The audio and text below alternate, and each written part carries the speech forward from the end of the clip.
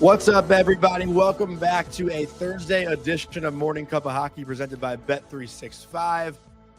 Open up an account with Bet365 today and bet on a huge range of markets, whatever the moment. It's never ordinary at Bet365. So use our code NATION, NATION, in all caps. That's Colby Cohen. I'm Jonny Lazarus. We've got another twofer this morning. We got David Warsofsky, Colby's former teammate at Boston University, former NHLer and current agent of NHL coaches. And then we got Glenn Hefferan, recurring guest of the show, commissioner of the USHL, joining about halfway through. So we got a lot to get into right away here this morning. Colby, how you feeling? Busy day for you yesterday. You crushed it. I can see Vic is off to a hot start, turning the music on. What the hell is that?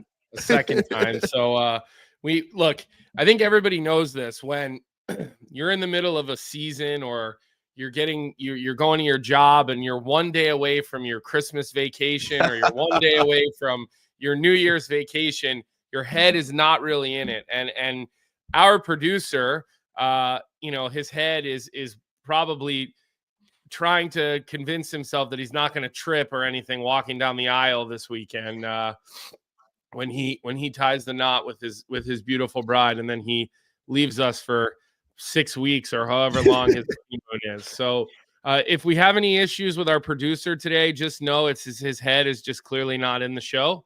That does happen from time to time. And getting back to the way you introduced David, he wasn't just my teammate in college. We were pro teammates too. We were roommates in the American League our first couple of years. I couldn't even tell you how many years, because that stuff all starts to blend together. And because we were just kind of together for so many years in a row. But it will be great to have him on.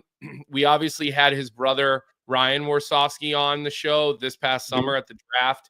We all know the buzz around Ryan Warsofsky this year. And I know that, they haven't necessarily been winning, but they're not supposed to win. But there's just a whole different energy around that team this year. And you can just see how the players want to go through a wall for Ryan Warsofsky. And I think we actually talked about it on the show when Ryan came on, just how big of an influence their father, Mark Warsofsky, was on those boys. And, there's a number of Warsofsky kids, and you could just tell how well they were all raised and how successful they are and where a lot of that stuff stems from. So great to have Dave on the show, and we'll bring him in a minute. And was a phenomenal hockey player. And like Jonny said, just retired, played a number of years in the American Hockey League, played some games in the NHL, went to Europe, did that tour for a little bit, and then he retired and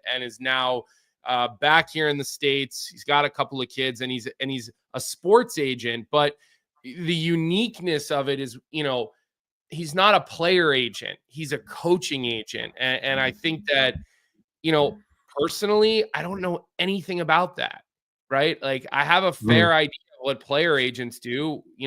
I've had one. I still work with a player agent to help me with my TV contracts and whatnot. So I think that the opportunity to get somebody on here again that I know so well, but does something that I just don't know anything about. And these guys really influence the game, right? They represent the coaches that run these teams. I like, again, coming up with questions for this one is a little bit tough, but like, even just looking at, a cap friendly or cap wages, like I think coaches' salaries and contracts should be on there too, right? Like, I think we should know how many years a coach has, or if they have any, like there's probably no clauses. I mean, I guess this is what we'll get into with Dave. But it's crazy how public players' contracts are and information about player contracts are, yet there's not really much public about coaches, and coaches are the ones that are put on blast the most. Right. Well, we get an idea of what they make, but we never really know the terms. But let's maybe that's one of the early questions we ask him, like, why is that stuff not public and whatnot? So I don't know. Do you have to read him in here with one of our sponsors, or we're just going to bring him right in? Yeah, no, let's talk about Proraso before we bring on David Warsofsky. Proraso is the most complete choice for shaving and beard care, made in Italy since 1948. Proraso has been a staple of Italian culture and barbershops globally for 4 generations. So get 15% off at Proraso-USA.com with our promo code Hockey15 in hockey 15. And welcome to the show for the first time, David Warsofsky. What's going on? Can I call you Warso, by the way? Because I do that. Oh God, here he goes. I make people my friend immediately. Yeah, that's all good. Thanks for having me, guys. It's good to be on here. And yeah, Warso. I don't know. Colby probably knows me as Dougie. That was kind of my nickname in hockey. So either one's good with me. I like Dougie, but it's kind of fading off now that I don't play hockey and I can't like introduce myself to people as Dougie. So it's all good. You're not gonna go to one of your kids' friends' birthday parties and introduce yourself as Dougie to the other parents at the birthday party. They're probably gonna look at you a little weird, right? Yeah, the one nice thing is there's a couple other hockey players down here that I played with that know me as Dougie. So like every time we're out and we're having a good time or golfing, they'll kind of throw out the Dougie, and everyone's like, "Who is Dougie?" Like, there's no Dougie group here. Yeah. So it's kind of good. Trying to bring it up a little bit more.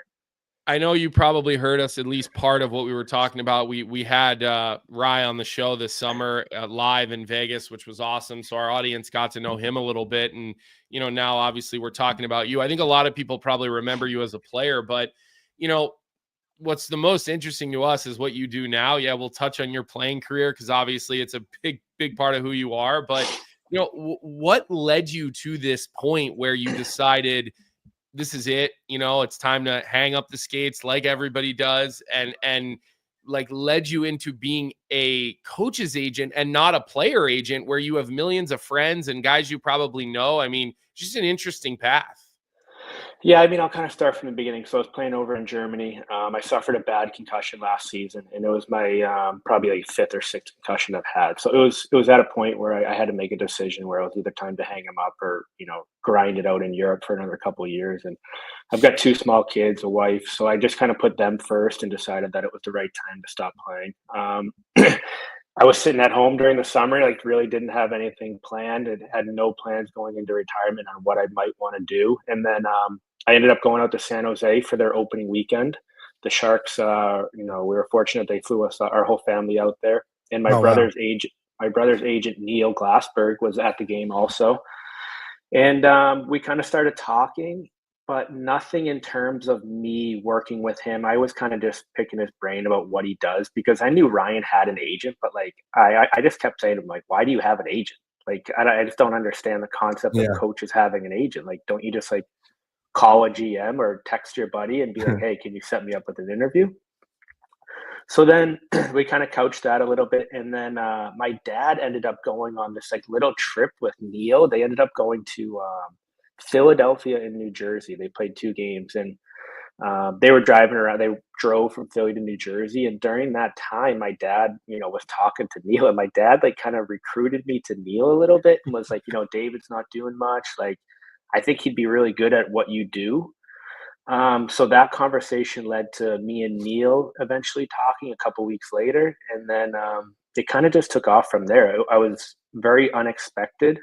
But at the same time, I was kind of looking to get back into hockey. I just didn't know in what capacity. And you go back to being a player's agent or a coach. And, I thought about coaching, and I think I would be a good coach. The part that really I didn't love was I have 2 small kids. Like I had a career where I was moving around so much. I didn't spend 15 years in one city. I spent 15 years in 15 different cities.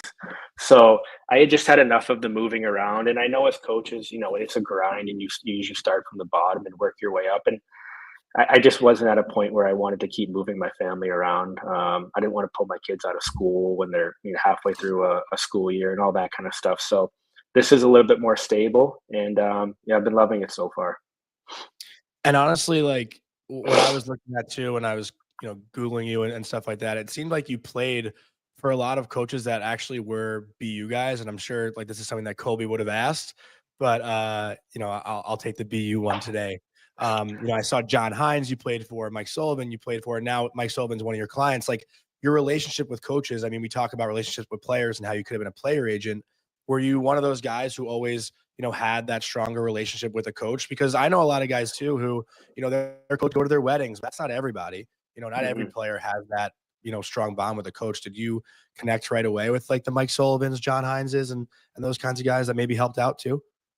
Definitely, because I had those strong BU connections with those guys, but I would say I connected more with coaches because every team I played on, and like not to pump my own tires, but I was a leader in an aspect. Always So a captain. Everywhere we yes. were, David was a captain. So when you're in that role, you automatically have a relationship with the coach, whether it's good or bad, but you automatically have a relationship. So I feel like having that type of role on most teams, I was talking to coaches and management more than the normal player or the sixth defenseman. So I think just in that role, it kind of I had more influence in talking to coaches and what they were thinking. So then obviously coming into the agent coaches side, those relationships have built, and that helped a lot, like build the groundwork.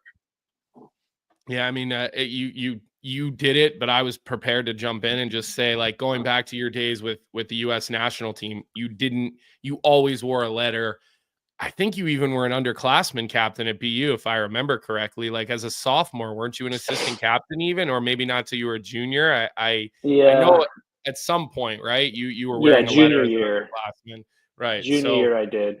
So let me ask you this, and like I know you just started doing this, but give me the day-to-day responsibilities of a coach's agent, because I know thinking about a player's agent, you're talking to your agent, how are you playing? Your agents might reach out to a team if your ice time is not right, or they want to know about a, trade, or, I can visualize day-to-day responsibilities of a player agent. So, what are the day-to-day responsibilities like for a coach's agent? How often are you talking? Are you talking directly to an owner? Are you talking to a GM? And then my other question would be, do you guys also represent upper management, or is it just coaches? Like, does there have to be a line drawn like there does? You can't be a coach's agent and a player's agent, correct? There are rules around that stuff, if I'm not mistaken.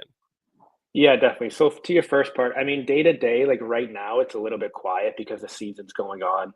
Coaches aren't getting fired right now. Most of our clients, I think there's only one or two out of about 60 of them that don't have jobs right now.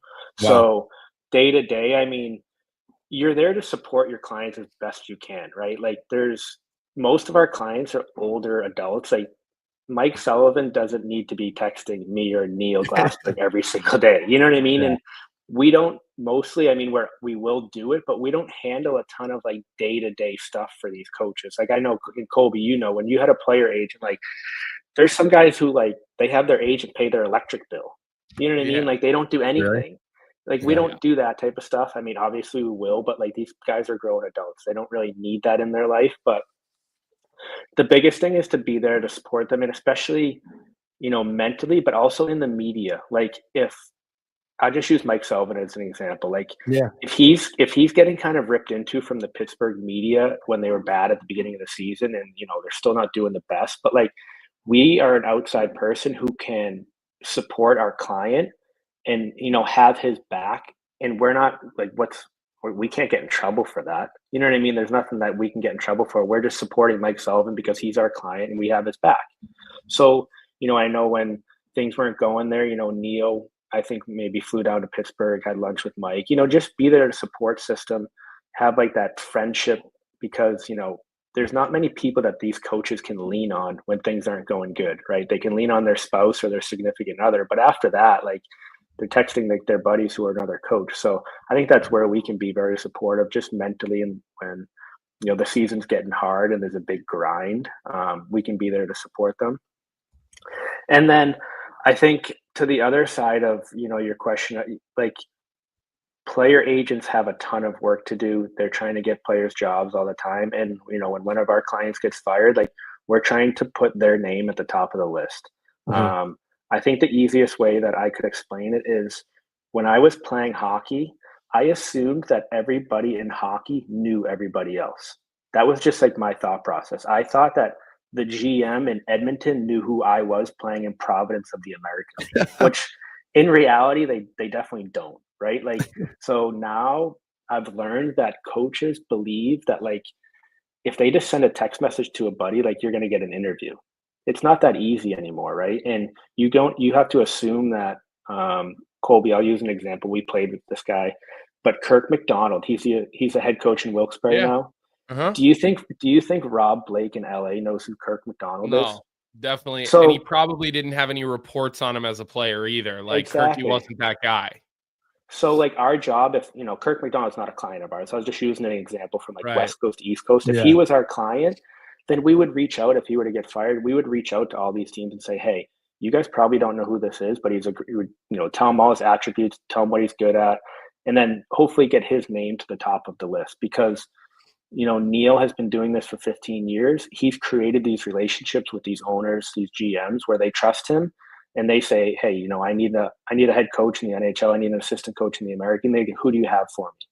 You know what I mean? It makes their job a little bit easier because they're getting a reliable list that's coming from a good source.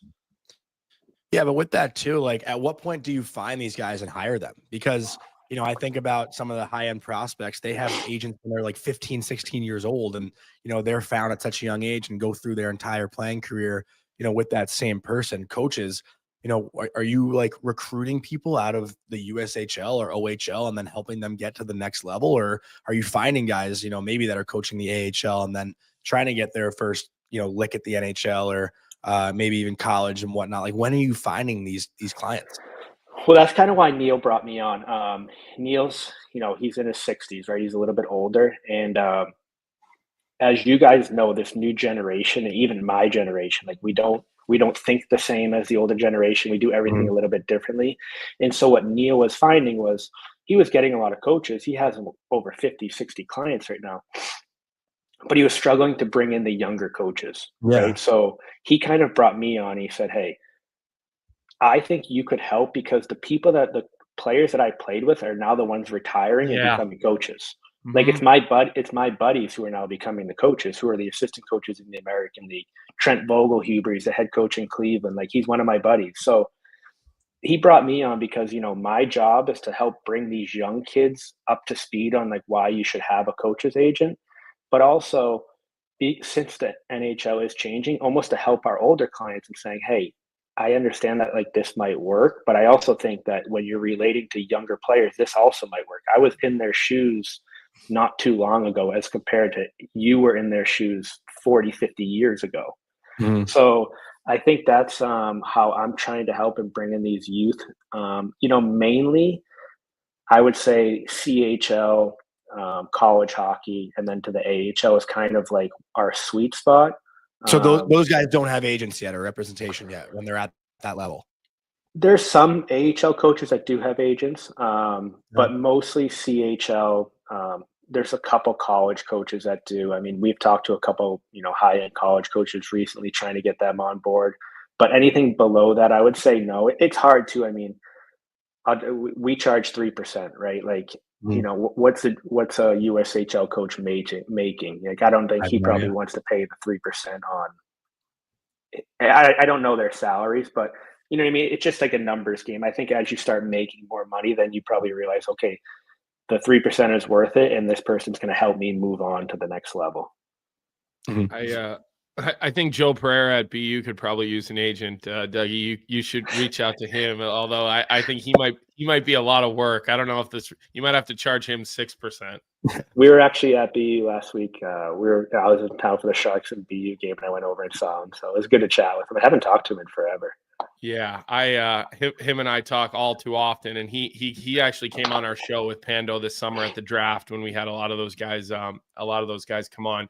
Let me ask you this, like, your brother is now a head coach in the NHL, which, like, again, like, knowing him, it's not surprising. Like, it really wasn't surprising yet. I know, we all knew each other in such a young way. Like, we were such kids when we all started spending all this time together. So sometimes it's kind of funny to see him managing an NHL team from behind the bench. But, if somebody would have said to me 15 years ago, one day David Warsofsky will benefit from the last name Warsofsky because of Ryan, like, I would have said that's crazy. I would have said Ryan's going to benefit from David, right? Like, you know how all that stuff works. How much does that help you and influence and maybe almost give you a little bit of street cred? Not that you need it because you were a very liked player. You played, you were a captain everywhere you went, but your brother has won a 32. Like, like that is, he's not an assistant coach. He is a head coach of the National Hockey League. There's 32 of those jobs. They're the hardest jobs to get. They're the most coveted. What's that been like, and how has that helped you? It is crazy to see, honestly. And I still, sometimes when I'm watching the Sharks game on TV, I'm like, oh, that's actually Ryan. You know what I mean? You kind of like pinch yourself a little bit. But then, like, if you look at like our brothers group chat, I'm like, how is this kid coaching in the NHL? You know what I mean? So it's just like things like that are pretty wild. But no, honestly, it's helped so much because he's my brother, and his story is like, I know it like the back of my hand. And his story is exactly what a young coach needs to do to get to the NHL. And like, I know that so well, and I'm not making it up. You know what I mean? It's out there to the free world to see. So it's almost like it's the easiest way of selling someone. I just tell them my brother's story. You know what I mean? It's like sad to say, but he went from coaching Division III Curry College in Boston to the East Coast League, to the American League assistant, to American League head coach, to the NHL assistant, to the NHL head coach. Like, that's the path that it's like a fair player. You go from one league to the next. You know what I mean? He essentially did the same thing as a player would. So it's the easiest thing for me to talk to people about because I know it so well and it's so true. So it has helped me tremendously. And especially when I talk to these young coaches, these assistant coaches in the American League, who are so down because like they're in the grind of a season, they don't want to be there. I'm just like, keep your head up because you don't know what door is going to open next, right? Like, it happens quickly. Obviously, for some people, it takes a little bit longer, but it has the capability to go from an assistant coach in the American League to a head coach in the NHL rather quickly if you're on a couple good teams and you have the right management that believes in you.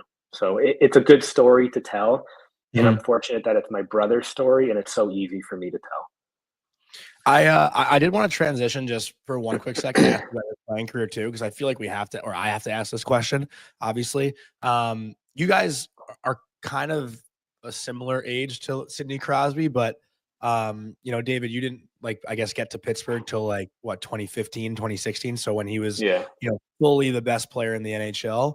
When a guy like that is around your age, but you're walking into a locker room for the first time and meeting Sidney Crosby, do you guys have that holy shit, this is Sid? Because I know my generation, all my friends that have met him have that oh my God, I can't believe I'm in the same room as him. And I don't know if you guys had that feeling as well. And you were, with that back-to-back team for a few games. You got to play with Sidney Crosby for Mike Sullivan, who's now your client.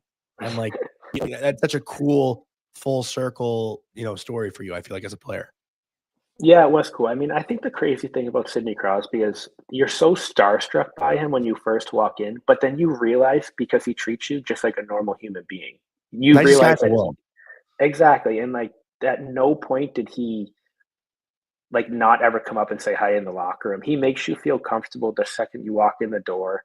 And he doesn't have to do that. Trust me, if you look at my hockey DB, I played for a lot of different teams, and not everybody did that. Not every superstar was that way when I first got called up or walked through the door. So you are definitely starstruck, but then once you realize what type of human he is and how much he just wants to get to know you as a person, it doesn't care what your background is, doesn't care what league you came from or what team. He just knows that you're in the locker room to help that team win. He does everything to make you feel comfortable. So of course there's some jitters on your first day getting in there and you're nervous as hell, but he just does a good job of making you feel so comfortable. I mean, it's him, but it's that whole Pittsburgh locker room. I mean, I've been in a lot of different locker rooms and I can't say enough about, especially those cup runs that they had, the Matt Collins, the Trevor Daly's, the Marc-Andre Fleury's. Those guys are just so welcoming. And it makes it so much easier, not just to go about your day-to-day stuff, but to play also. There's no coming back to the bench after you make a bad play and then chirping you and making fun of you or saying something stupid. So, because that does happen. It happens a lot. I mean, we see it on TV now, but that wasn't going on back then. So it was a good feeling. Yeah. Dave, I want to stay with some of the coaching stuff here because I do have some other questions, and I know we told you we'd only keep you for 30 minutes. So I don't want to skirt around it too much. You mentioned that most of your clients, all but a couple, are currently have jobs. You spent some time in Europe in your career, and I can think of some coaches, even when I was playing, I remember, I was in Boston a little bit. And then, I was out my contract was done there, and one of the coaches there was Jeff Ward, right, who then later became a head coach. He went to Germany one year, and I believe to coach at Mannheim or Yeah. I don't. Okay, so it was Mannheim, and I remember talking to him because I wasn't sure what I was going to do. He's like, do you want to come over and play here or whatever? So he goes to Germany. He head coaches over there, has a great season, and then he finds his way right back to the NHL. I'm just curious, like, there's so much talk right now about the development path here, and we've got the commissioner of the USHL coming up on the show in a couple of minutes, and there's such a spotlight on how players develop, whether it's the USHL, whether it's the CHL, is it the NCAA route? Well, now all roads lead to the NCAA route, right? And then is the American League really the best place, or is it to go right from college to the NHL, or is Austin Matthews went to play in Switzerland for a year before he went to the NHL? Like, is there a development path that you guys look at or that you guys see? Does that involve opportunities in Europe, or is it more along the development path of John Cooper, who was a lawyer and then a coach in the USHL and then a coach in the AHL? Or, Rye is obviously one of the outliers because he was a D3 assistant coach after, he started D1 and then he went to D3 as a player. Cause I remember going to watch him play at Curry in that freezing ass rink. We would go watch him play, but do you guys have a path that you look for? Or is it not a one size fits all approach?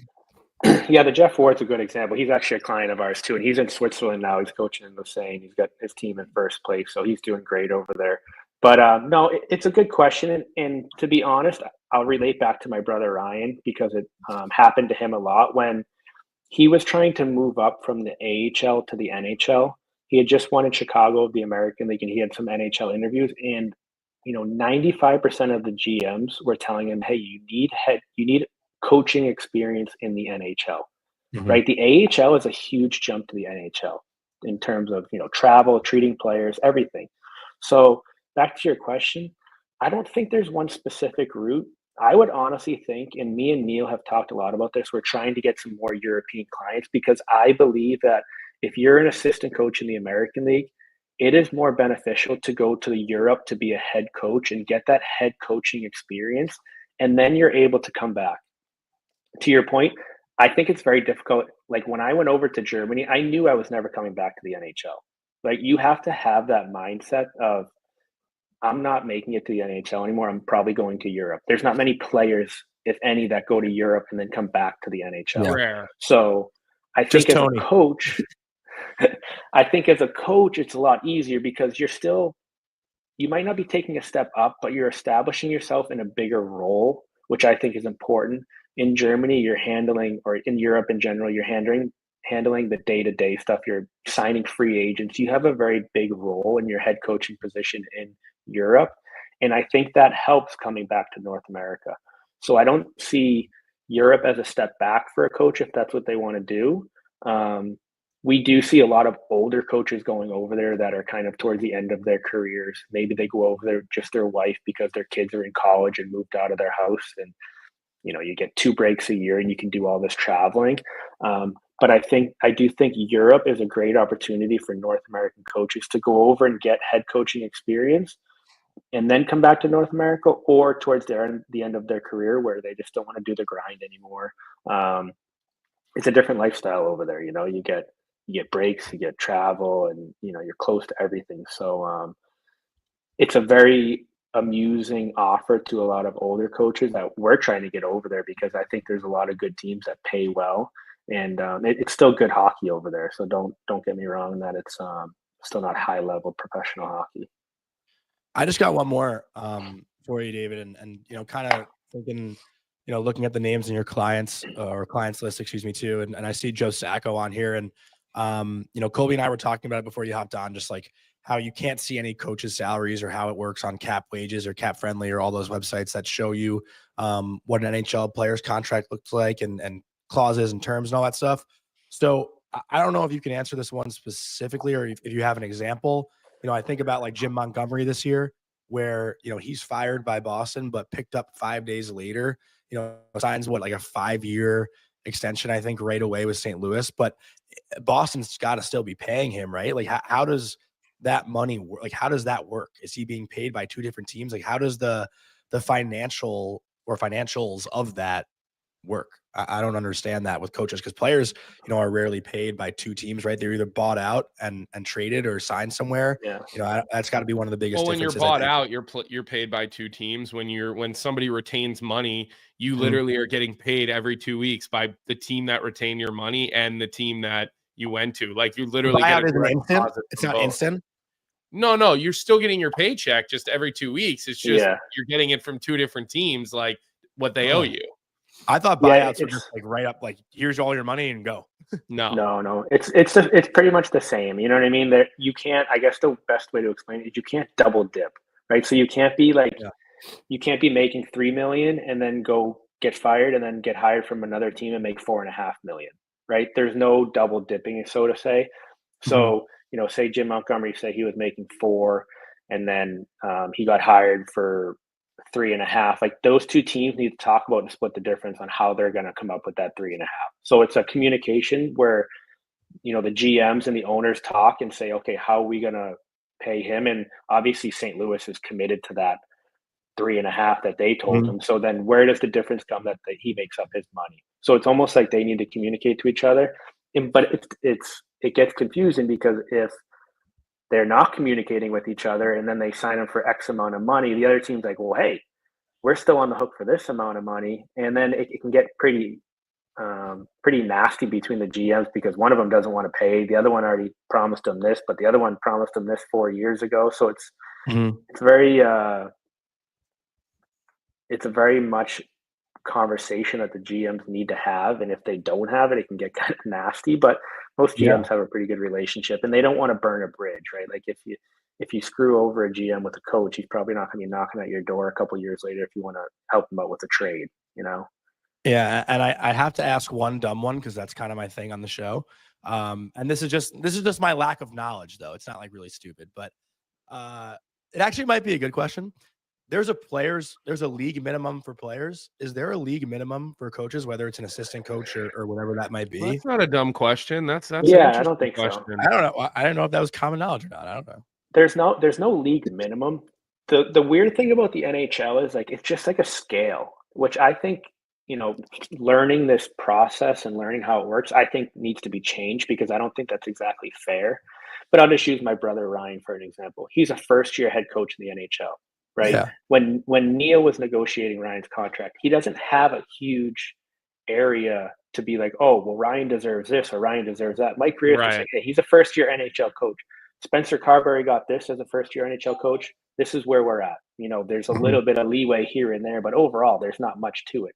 Yeah. So it's almost like a sliding scale. As you're 5 years and you've won a cup, well, now you're in this, $3.5-4 million range, and then, you're Mike Sullivan, you've been there for 5, 6, 7 years. You've won 2 Stanley Cups. Well, now you're in the $5 million range. So it's almost like a sliding scale, which I don't think is correct, because I don't think one person should be paid less just because they haven't been in the league as much. They could still be just as good of a coach, but they're being paid less because they don't have as much experience. Where as players, I mean, you get contracts and your salaries based off of your statistics, right? You can't really do that with coaches. I mean, yes, you can say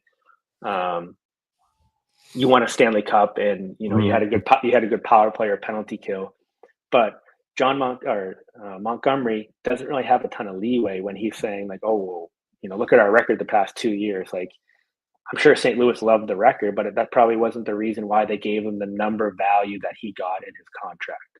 Mm-hmm. Well, and I think as any negotiation in any walk of life, beauty is in the eye of the beholder. How much do you want someone, and how big is your checkbook and your bank account? I mean, that's the story as old as time. I mean, I remember when Quinny left BU shortly after us, he told the Rangers no 3 times. And James Dolan said, oh, no one tells me no. And I think he genuinely wanted to stay. And then Dolan said, okay, let me get to page 3 and 4 of my checkbook. And then all of a sudden $15 million guaranteed was like, okay, I'll leave BU. My $700,000 a year at BU is not looking so good anymore. Yeah, exactly. I mean, everyone has a numerical value. I don't care how much you say, like, you're not going to leave a spot. Like, when you get life-changing money like that, you're going to make certain decisions. So, Yeah. um, it's all a value that you have on yourself and what you think you're worth. And if someone's willing to pay you that, then I think you obviously are going to take it. And if they're not willing to pay you that, if you're in a position of power to not leave where you are, then I think that's the best thing you can do. Yeah. So it's all about opportunity and finding the right fit for every coach, right? And Neil knows a lot of people, so he's able to find out background information on the GM, on the owner before they hire the coach. You don't want to go to an organization where you think the GM is going to get fired in a year, because then once they hire a new GM, you're probably out of it. So I think that's where we add a ton of value. We're able to find out information and not just make it a one and done stop for a coach because they're going to bring in a new GM, where if you don't have an agent, you probably aren't able to find out that information. Got it. Well, look, I'm going to leave you with this. 15 years from now, well, first off, when Mike Sullivan eventually gets traded to the Boston Bruins, when we see the first coaching trade in however long, we'll know the man behind it. The second thing I'll leave you with is 15 years from now, when your name's on the building at the agency, is it going to be more of an Ari Gold style agency or a Jerry Maguire style agency? Like, who's David Warsofsky? I don't know. Like, yeah, I don't know. I mean, I love both of those guys. They're both great characters, but I don't know. I think just being there for coaches, like, you just have to be there to support them. They're going through a lot, and they're getting a lot of heat from every single angle. But the only one they have supporting them is their probably wife or girlfriend at the time. So, just we can be there for them. We can support them, and hopefully make it a good experience for them, and help them move up if they are in the lower leagues and get them to the top level, because ultimately everyone wants to get to the pinnacle of their sport, and as a coach, that's no different. That's what we want to do for them. All right, Vic, so before we say bye, do we have all right, I want to play this video. I just want to play this video. I want to see, so now we see all these celebrations that happen during these outdoor games. I want to go back to 2010, first goal of the game at Fenway. Dave scores and points at the green. There it goes. Hits one over the green monster. Great celebration. Dave, obviously a Massachusetts guy. So to get to play at Fenway, get to score that first goal at Fenway. I remember that like it was yesterday. Yeah, I do too. That was pretty wild. I had just gotten back from World Juniors like that morning too. Yeah. So it was pretty wild couple days. And I think we were warming up, and it was me, Nick Bonino, and Adam Krause, and we were talking, like, we always used to have those like team warm-ups where everyone had to like line up in 3 lines and like do the dynamic. It was awful, but we were just talking like what we would do, and the three of us kind of came up with that idea. And obviously I wasn't, I wanted to score every game, but I wasn't expecting it. But I feel like Jack Parker gave me a pretty hard time about it after the game, because I don't think he could see it during the game. So that kind of helped out. I don't know if he could see that far at that point. I don't know if he could see much during the games towards the end. So wait, I gotta ask one more now though, because I mean, if it's the right team, you just got back from World Junior. Was that the John Carlson team that you were on? Yeah. I had a pretty wild. I went from winning the national championship to winning World Juniors and then the Fenway stuff. So it was a pretty crazy turn of events within that like 1 year. But yeah, I mean, those are the glory days that I wish we could go back to at some point. But now here we are.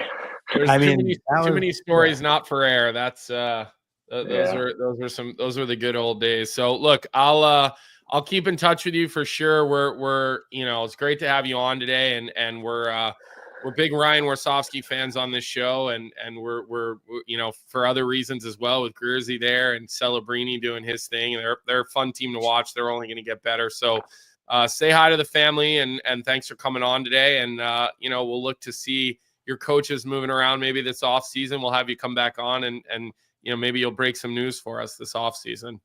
Yeah, thanks for having me, guys. And for sure, once it's kind of a little dead period right now in the season with terms of coaches and management. But once things heat up a little bit and there's some firings and hirings, maybe we can chat again. That'd be great. All right, great. Thanks, Warso. See you guys later. Thanks. All right, Dave. Or Dougie, I should have called him. I want to know, well, where did Dougie stem from? I don't know. Let's get to Glenn, because we're running behind here, and I want to get Glenn on. Friend of the show, repeat customer here. USHL Commissioner Glenn Hefferan joining us this morning. Glenn, as always, we always appreciate your time. Loyal listener. Yeah, and I am an active listener. I love chirping both of you during the show. So, Johnny mostly, though. Yeah, what do you chirp him for? Well, I don't see those. On the picture of you wearing a helmet on the ice, you're making progress there, bud. Yes.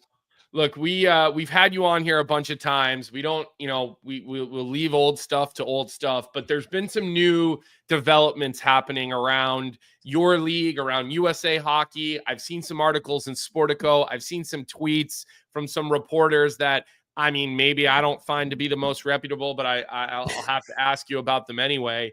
I'm just curious because I saw an article in Sportico the last couple of days, and the headline was, all USHL clubs commit to 2025-2026 season. There's been a lot of noise around that, but all I'm reading is all 16 teams will be back in the USHL next year. So I'm just curious from you, like, is that something we can take to the bank and confirm the league is staying the league? Yeah, I mean, we have 16 declarations. We had our board meetings this Monday and Tuesday down in Florida, and all 16 teams reaffirmed that they're playing in the 25-26 season. I think you guys know I'm not afraid to face media or questions, and if I can't answer it, I'll just be straight up. I'm going to say I can't answer that, or that's not in. And I think that the Sportico article, there was actually 3 of them within a week. That probably should tell you all you need to know, because you don't see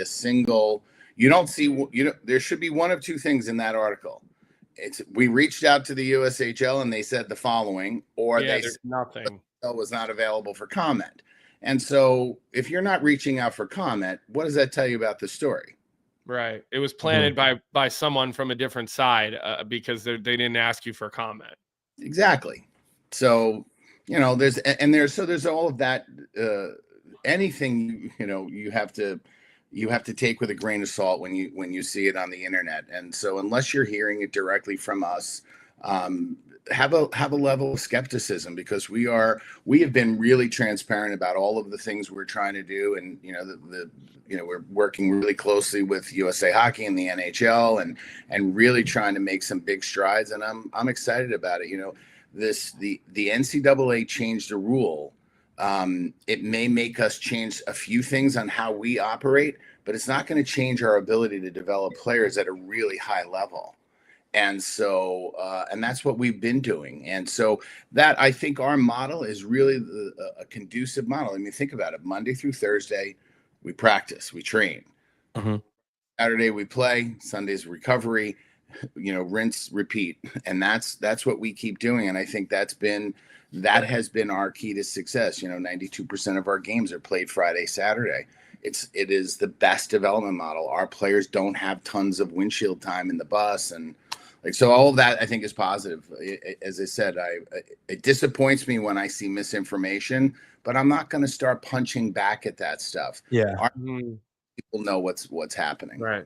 Well, let me ask you a follow-up, Johnny, really quickly. Yeah, I saw a tweet from a Canadian reporter over the past week that referenced the USHL charging players or charging CHL teams $50,000 for a player to transfer from a USHL to the CHL. I don't know the exact word, if transfer is the right word. I'm just curious, is there validity to that? Is that standard operating procedure?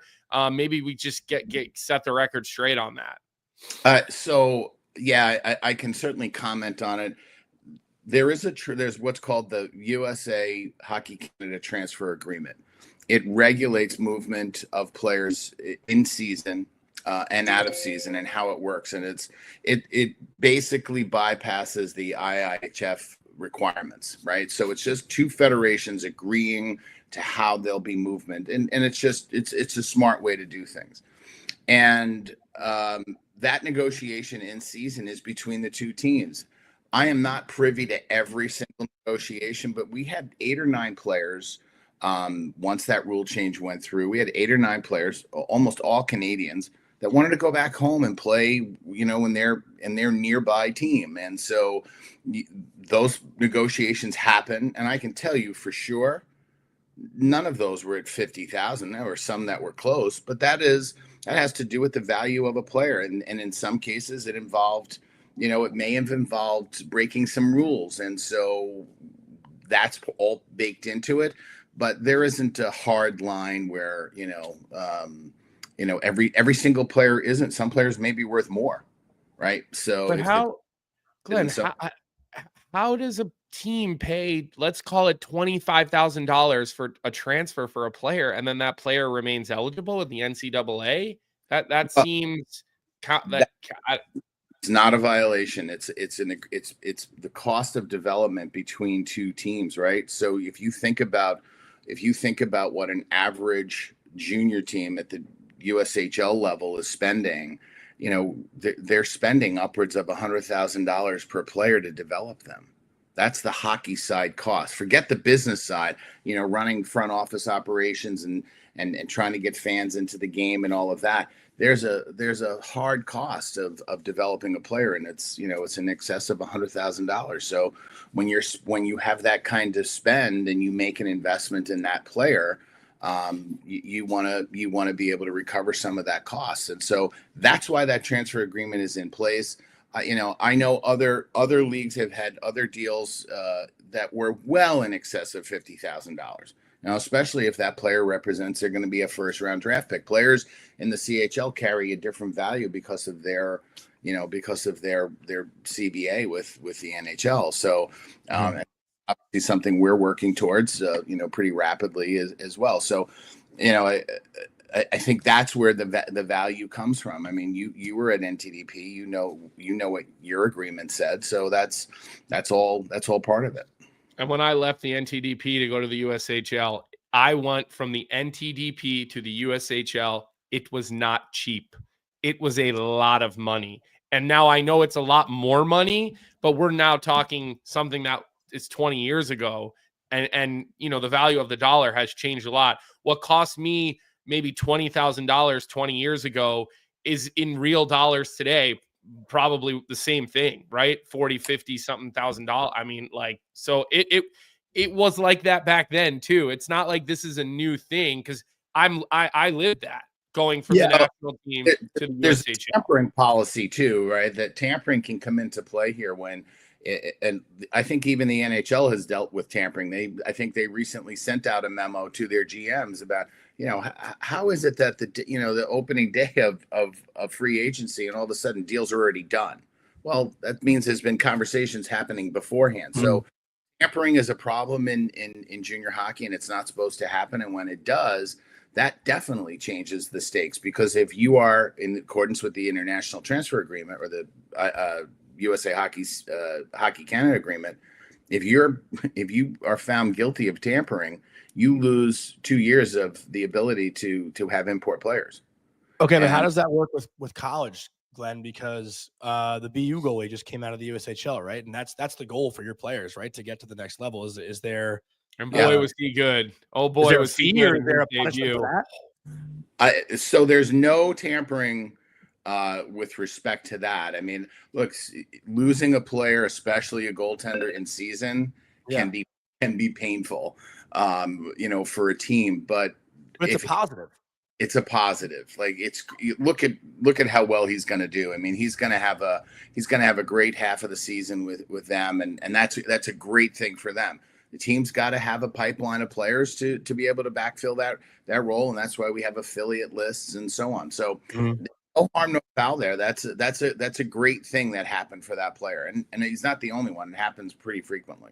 John, we just lost our leading power play goal scorer on our junior team to Sioux Falls for the rest of the season. He's a Long Island kid. You know him, Logan Renkowski.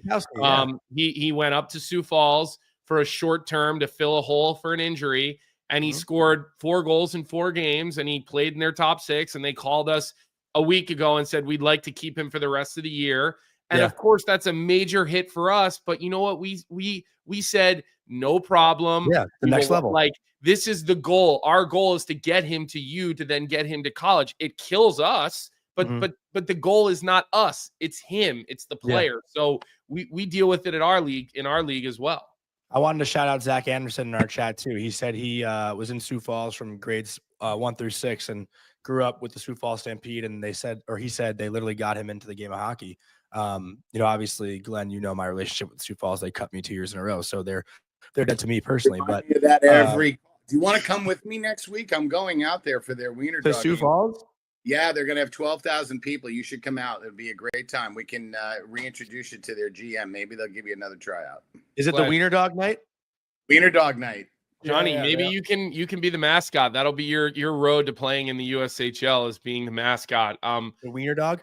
Glenn. Wait, I had one question though, Colby, because I switched my question before, but Glenn, you mentioned just you're not going to change how you guys operate, but you did say you have a couple of things in mind of changes you would do. Is there a top priority of the way the USHL is operating right now that you think is number one on that list? Yeah, I mean, I think there's just, many of our teams do a really good job from A to Z. And there's a couple that, need to get brought along, and we're working really diligently behind the scenes with those teams to, help them address some of those problems. And it's odd because in one particular case, it's one small issue, but it impacts players. One of the things we learned recently, USA Hockey, and it's not fully baked, but they did a survey of their 500 players that attend the festival camps. And the number one issue for parents and respondents to this survey was they want their child to be safe wherever. And so safety is an important thing. And then the next thing is coaching and development. And the rest of the stuff is all noise. And so the development issue is now front and center. I think when you look at our World Junior performance, 22, 24 players were all USHL alum. And I think almost half of them were not part of the national team development program. So, when you figure how they construct their teams, and Colby, you know that better than anybody, and you think about the formation of our last 2 World Junior teams. I mean, we're firing on all cylinders, and that's going to continue. Let me ask you about this, because I'm hearing rumors about USA Hockey developing in partnership with the USHL, developing a new development model, I guess, or maybe that's not the right word, but a new, quadruple A initiative. Like, I don't know what the right word is for it, but I'm hearing of a gathering of players at the age of 15 and 16 years old to come with almost a super league that would feed into the USHL and continue that pipeline for American players. I've heard bits and pieces of it. I haven't necessarily seen it out there written in an article or anything. I haven't seen a press release. Maybe you can talk about it. Maybe you can't. I'm just wondering if you could shine a little light on some of the things that I'm hearing, on the rumor mill of USA Hockey. Sure. And just so we're clear, USA Hockey was, very transparent about this. They had a presentation that was in what they call their town hall at their winter meetings, which was in Nashville. That presentation actually happened, I think, the Friday morning, the day after the Prospects game. And I was in Plymouth, so I missed it. But there is now a small working committee. We actually just had our first meeting yesterday of just people that bring various disciplines into focus in this task force. And it is all about development, and that is the principal focus. It is not going to be this collection of organizations and teams that just are exclusively within to themselves. At least that's how we're seeing it. They'll be a vibrant part of the ecosystem, and where they have to play local games. That's going to be part of it. So I'm excited about it. I think they're going to turn Tier 1. They were trying to work nationally to try to focus Tier 1 and get it to a different place. But what we're seeing is that players are spending so much more money on these 5-game weekends. I know what our teams look like after they've played 3 for 3. It's not a great game. It's terrible. It's not a great game. It's a terrible game. And so do you know what these players look like when they're in game 4 or 5 in 55 hours? It's insane. You're killing them. It's awful. Yeah. It's a death march. So as far as I'm concerned, the whole focus is getting them hungrier, getting them better trained. John Van Briesbroek uses a term, and this is like they have figured out how to keep their players lit, and that is the sign. I know, Johnny, sense, lit as where they can be in a short tournament and they go to practice in the morning and they're ready to go for the game that night. Like that is the science of being lit. And I can't control myself. Colby, can you please? He'll go in timeout pretty quickly. Yeah, no, just do a Proraso commercial here. Yeah.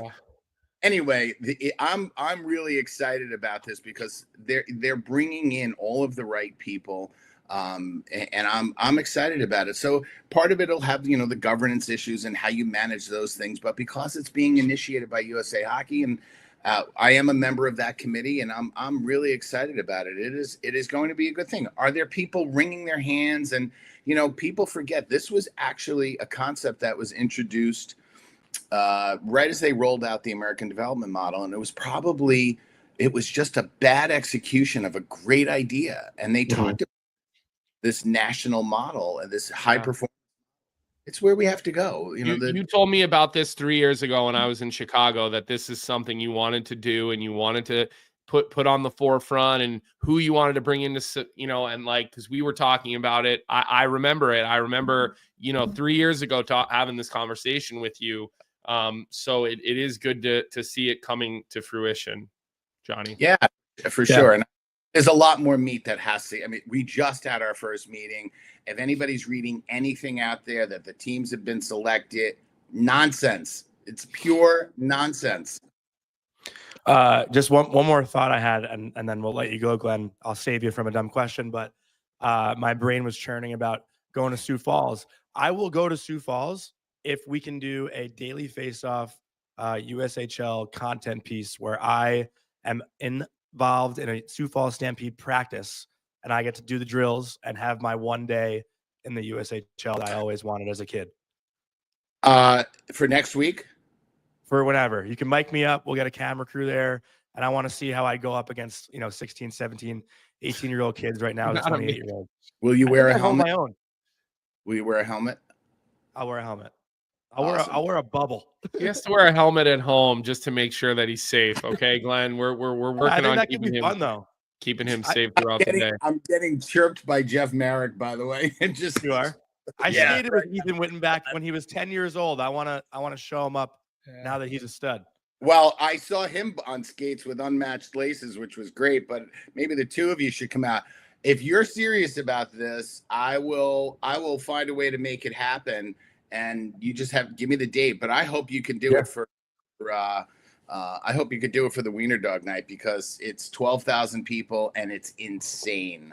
Yeah, one day contract for Johnny Lazarus with the Sioux Falls Stampede. We'll see if we're talking to the right guy for it. Glenn, thank you for the updates. We appreciate you giving us a little bit of a inside view on what's coming down the pike as far as developing players in the U.S. and kind of how we're reacting to this whole new landscape that is evolving. And when more news comes out and there's more breaking stuff around all this, because we are all curious and waiting to see if there's going to be a cooperation.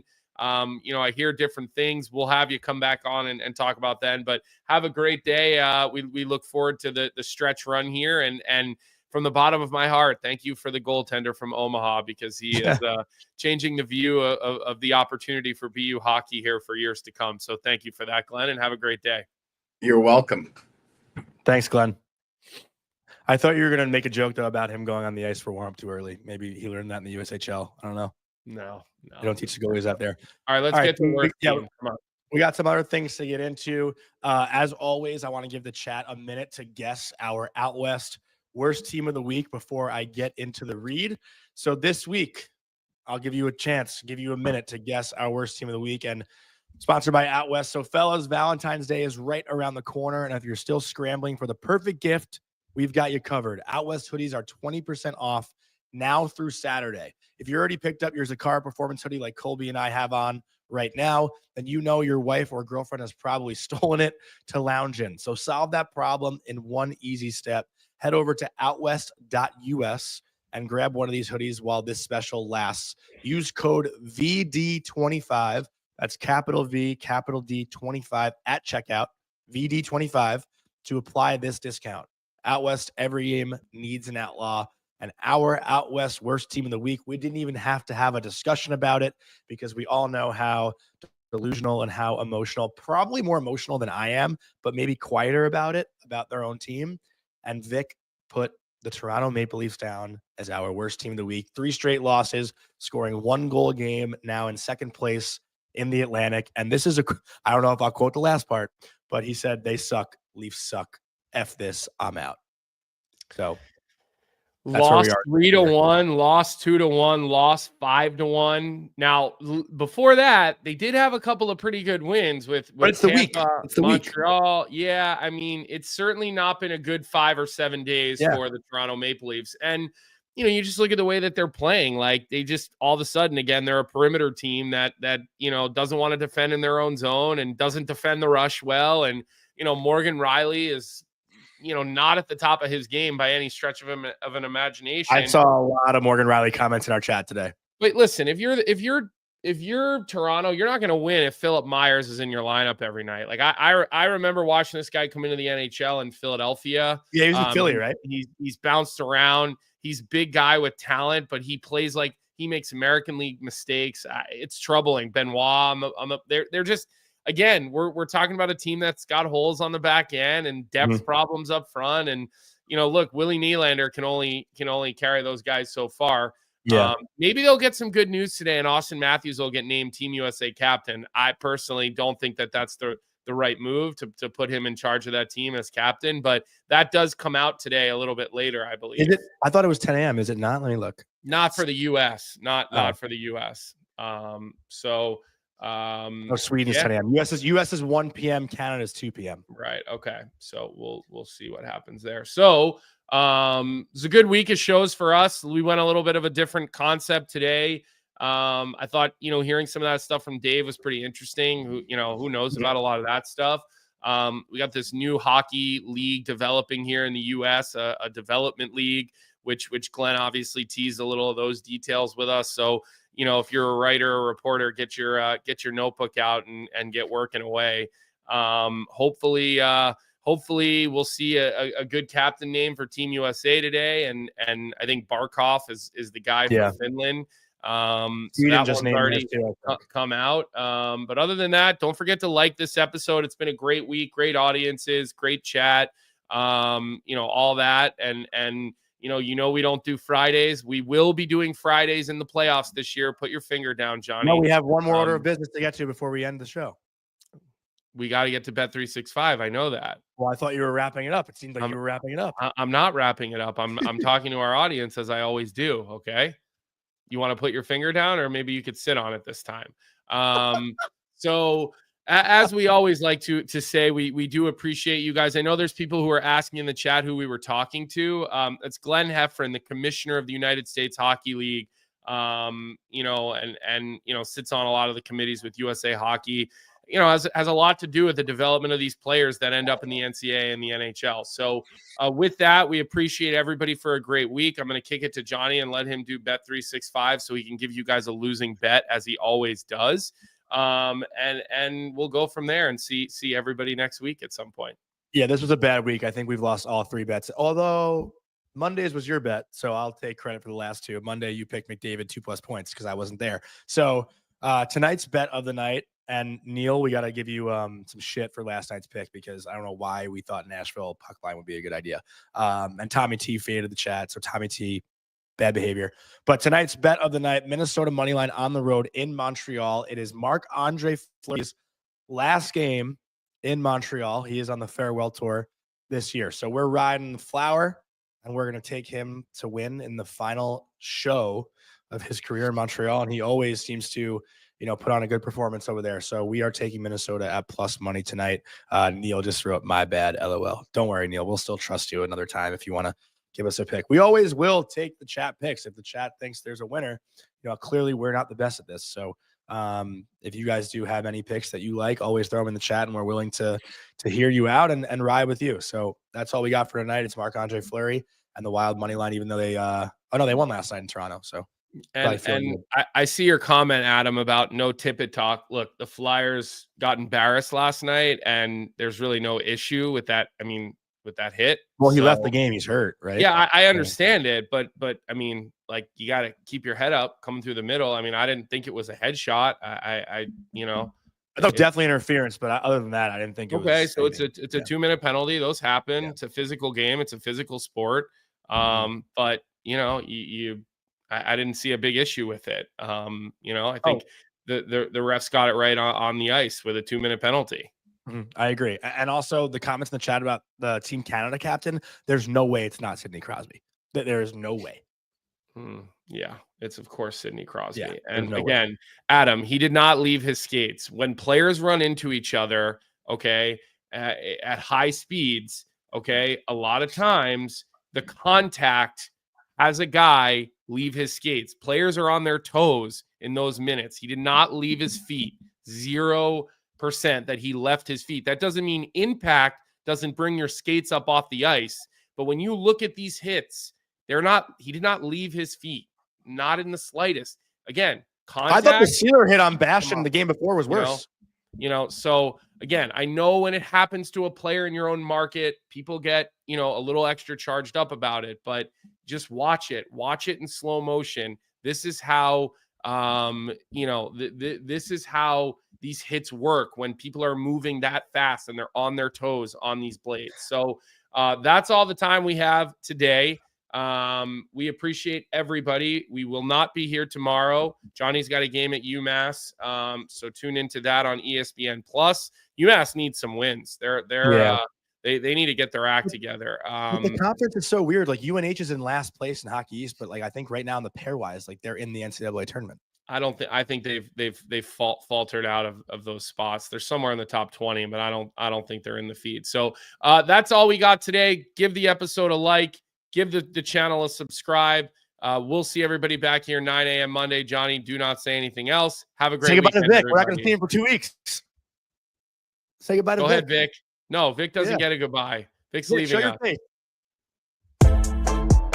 What's up, hockey fans? If you enjoyed that video, then you need to be hitting the subscribe button right here at Daily Faceoff. Exclusive interviews and analysis from our hockey insider Frank Saravalli, fantasy updates from Brock Sagan, and a daily live show at noon Eastern, Monday through Friday. You don't want to miss any of the fantastic content, so hit that subscribe.